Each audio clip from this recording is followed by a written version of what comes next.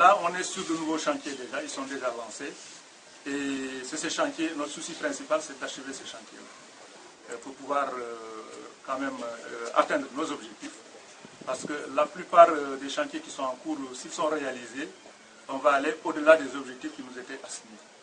Et ce serait une bonne chose, peut-être ça pourrait permettre d'envisager une issue heureuse pour, par exemple, la zone du projet, mais également pouvoir permettre la poursuite de ce que l'on va mettre sur place en termes de planification, en termes d'exploitation. En tant que responsable justement du PADERCA, est-ce que vous pensez aujourd'hui que les parcs ont de poursuivre l'aventure entre guillemets comme le souhaitent certains?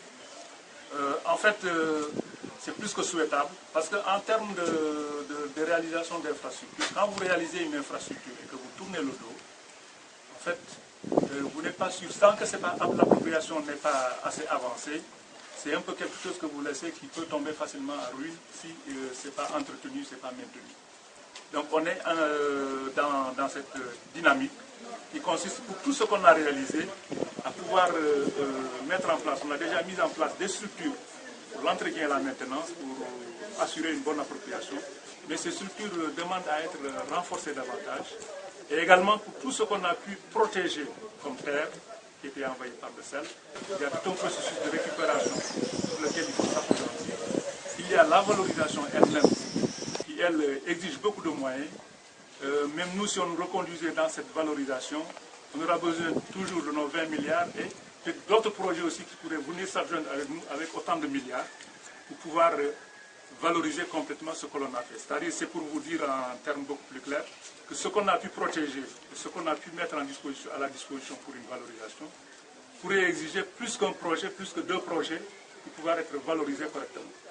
En termes d'aménagement hydro-agricole, combien de superficie vous avez eu à récupérer et combien d'autres vous avez également valorisé? D'abord la protection, si l'on termine le programme qui est en cours, qui va s'achever en juin, on sera à un peu plus de 15 000 hectares. Mais ce qui nous était assigné, c'était 13 500 qu'il fallait faire. Donc on va aller au-delà de cela. Et là-dedans, vous avez à peu près, pour l'ensemble des vallées, si l'on prend les statistiques qu'on a, vous avez à peu près 20% des terres qui sont affectées par le sel. Et à ce niveau-là, la récupération, c'est un processus qui est très très difficile de chiffrer.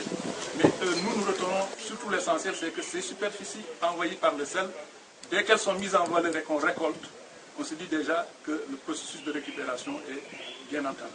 Et c'est ce qui se passe pour l'ensemble des vallées où on a travaillé. Une année, 2 années, la deuxième année déjà, on voit qu'il y a en fait des récoltes qui s'effectuent au niveau de ces zones. Donc la valorisation, elle va permettre d'accroître les rendements et d'accroître également les superficies.